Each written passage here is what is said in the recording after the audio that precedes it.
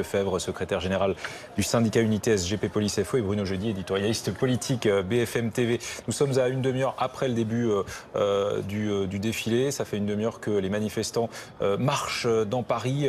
Yves Lefebvre, on est d'accord, c'est pas le début de manifestation qui en général représente le moment le plus à risque? Non, effectivement. Effectivement, quand même nous ayons eu des tensions il y a de ça une heure et demie à peu près. Avant que le cortège Avant, oui, on était à une heure du début de la mise en route du cortège. Il y a eu quelques affrontements avec des Black Blocs et des sympathisants Black Blocs avec les forces de l'ordre. Il y a sa nécessité dès lors de dissocier. Hein. On voit qu'il y a un cordon qui permet de couper en deux la manifestation. C'est ce qu'il fallait faire. La manœuvre a été, en ce qui me concerne, je la considère comme ayant été parfaite.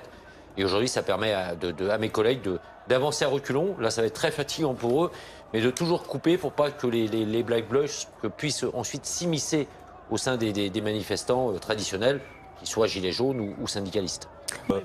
Gênés par des gaz lacrymogènes et autres. Votre analyse est pertinente. Effectivement, c'était le risque encouru parce qu'on savait que les Black Blocs, qui sont, semble-t-il, peut-être en nombre inférieur à ce qu'on craignait, mais qui sont malgré tout présents aujourd'hui, ils tentent de s'infiltrer dans les cortèges. Donc, partant de là, si on a une charge policière, obligatoirement avec, bien évidemment, des gaz lacrymogènes de lancer, obligatoirement, on a les traditionnels, les historiques qui risquent d'être touchés. Mais moi, je pense que d'après ce que j'en sais, les incidents dénoncés par le secrétaire général de la Confédération CGT ont trait aux premiers affrontements. Quand, à un moment donné, les Black Blocs tentent de renverser un fourgon, cassent un fourgon, tentent de le renverser.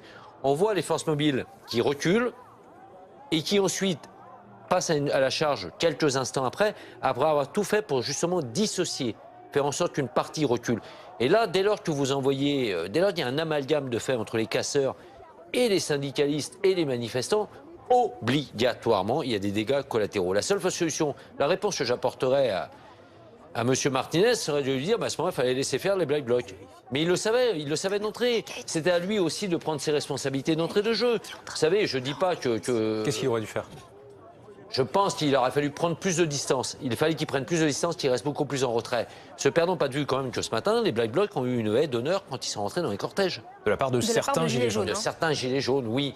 Mais le problème aussi, il faut faire la part des choses. On ne peut pas, excusez-moi du peu, là-dessus, soit qu'on laisse les Black Blocs casser autant que faire se peut. On est dans la situation que nous avions connue le 1er décembre, pire, le 16 mars dernier. On est attentiste, on laisse faire. Et le 1er mai 2018 au passage. Et le 1er mai, enfin... On avait moins la problématique de la violence. On l'a eu à un moment donné, le 1er mai 2018, mais sur la fin, 2 tiers passés de la manifestation. Et là aussi, il y avait une part de responsabilité des décideurs en matière de mouvement des forces de l'ordre ce jour-là. Ça, c'est incontestable. Florent Van Et là, en l'occurrence, Martinez, je vais bien tout entendre, mais enfin, j'en attends pas moins de lui. Hein. Alors, on aura l'occasion de revenir juste. Des manifestants qui pourraient être tentés de prendre un autre itinéraire. C'est aussi la crainte des autorités, des forces de l'ordre dans ces cas-là, Yves Lefebvre.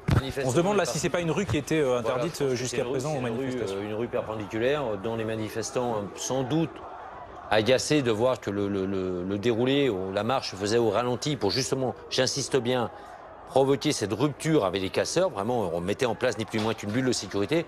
Considère qu'il est plus judicieux de prendre une rue perpendiculaire et de détourner le parcours initial déclaré en préfecture de police. Et ça peut induire derrière effectivement de graves problèmes parce que les forces de l'ordre vont devoir se redéployer et par le fait, dès lors qu'on est à la manœuvre, par la nécessité de se redéployer, on va laisser la part belle aux casseurs pendant quelques instants, ce qu'il ne fallait absolument pas faire. Et puis il y a une certaine... Est-ce que toutes ces mesures, au final, c'est suffisant? Est-ce qu'on peut éviter les débordements tels qu'on les a vus avant la manifestation? Franchement, on ne peut pas faire plus que ce qu'on fait aujourd'hui. Là, on fait le maximum. Alors là, on fait le maximum. On est au bout du rouleau en matière d'utilisation d'effectifs et au bout du rouleau, je dirais, en matière physique des personnels. Aujourd'hui, on a, sur l'ensemble du territoire, on a déployé 54, à minima 54 compagnies républicaines de sécurité sur les 60 qu'on a de disponibles, sachant qu'on en a 2 qui sont en mission Corse et qu'on en a d'autres en garde statique, notamment de l'Élysée et d'ambassade à Paris. Donc là, on est fort flou. Là, on peut plus faire. On a beaucoup parlé du risque de la présence de Black Blocs qui sont tout de même, malgré tout, présents aujourd'hui. Oui, est-ce qu'il y a pas un travail de renseignement aussi qui est fait en amont? Sans doute moins que ce qu'on craignait d'avoir. Pourquoi? Parce qu'il y a eu notamment cette nuit, je l'ai annoncé sur ce plateau ce matin, l'interpellation de 3 individus, alors soi-disant espagnols, allemands, enfin bref, des Black Blocs. 2 Allemands, une Espagnole. Voilà, c'est ça, manifestement. Avec tout l'équipement, moi je dis très clairement, l'équipement du terroriste parfait Black Bloc, c'est-à-dire pour tuer, pour tuer du flic, ni plus ni moins. Parce que quand on a de la bonbonne de gaz dans son véhicule, c'est certainement pas pour allumer un réchaud. Hein, excusez-moi de faire un peu d'humour, peut-être déplacé en ce moment. Donc ces contrôles ont servi à ça. Nous, on les réclamait depuis le 1er décembre. Ce qu'on appelle le pré-service, avec des contrôles dans les gares, aux sorties d'autoroute, bref, tout ce qui doit se faire. Ce qui s'est fait d'ailleurs aussi au demeurant sur Strasbourg samedi dernier.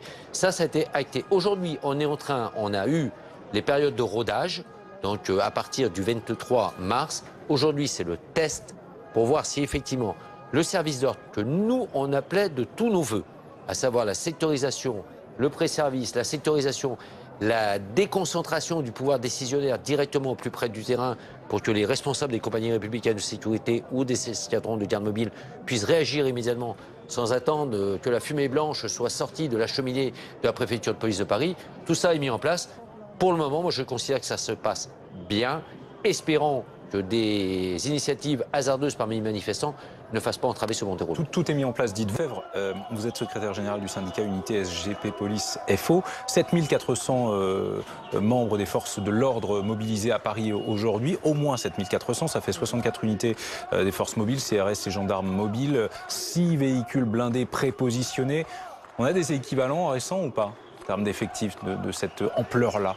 Non, on a flirté avec ces chiffres de mémoire. On avait flirté avec ces chiffres le 8 décembre. Oui. Le 8 décembre, on était à peu près dans le même format le 8 décembre. Mais je pense un tout petit peu en dessous. Mais comparativement, si on parlait tout à l'heure du 1er mai, il y a un an, anniversaire du 1er mai 2018, de triste mémoire, 1500 à peu près. On avait à peu près 1500 Black Blocs, mais on avait surtout environ, on devait tourner à 20-25 forces mobiles employées sur Paris. Donc vous voyez, on est progressivement monté en puissance. Là aujourd'hui, on est au niveau, on est au plafond. Là, on peut pas faire plus, mais on est à peu près dans le schéma directeur du 8 décembre. Qu'est-ce qu'on a vraiment changé dans le dispositif, hormis les effectifs? C'est-à-dire qu'il y a beaucoup plus de gendarmes et policiers mobilisés, mais est-ce qu'on a aussi changé des choses dans la méthode? Oui, énormément de choses. Première des démarches, déjà, on l'a dit tout à l'heure, le pré-service. Les contrôles qui sont systématiques depuis la veille au soir.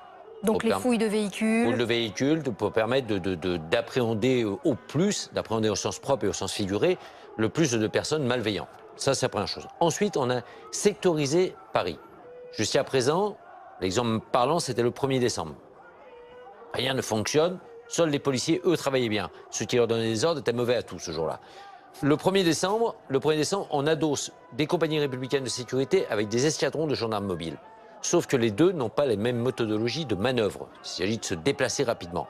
Donc là, au moins, depuis aujourd'hui, c'est sectorisé. Un secteur de Paris sur le parcours dédié au CRS, un autre secteur dédié aux escadrons de gendarmes mobiles et un troisième secteur dédié aux compagnies d'intervention parisiennes. Donc ils ont tous les trois le même objectif, c'est que la manifestation se passe au mieux, mais avec des méthodes de déplacement qui sont tout à fait différentes.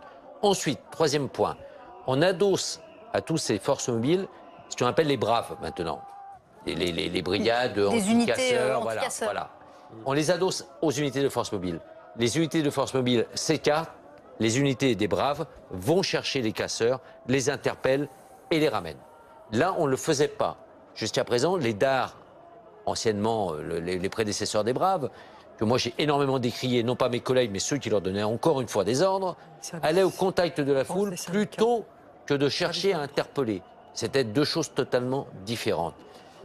Et quatrième point, essentiel, c'est la déconcentration du pouvoir décisionnaire. C'est-à-dire un commandant de compagnie, aujourd'hui, voit quelque chose se passer, décide de faire bouger sa compagnie, il peut le faire. Donc plus jusqu'au 16 au soir, il sur pourrait le pas terrain, plus d'autonomie des forces de l'ordre. Et en amont, l'association à la conception du maintien de l'ordre des responsables des unités de forces mobiles, qu'elles soient CRS ou escadrons de gendarmes mobiles. Et ça ne se faisait pas non plus jusqu'à présent. C'est une rupture complète avec l'ancien monde de la préfecture de police en matière de gestion du maintien de l'ordre. On est sorti d'une principauté pour revenir dans les règles usuelles de droit commun du ministère de l'Intérieur. Retrouvez toute notre actualité sur videopolice.com, la chaîne YouTube d'Unité SGP Police.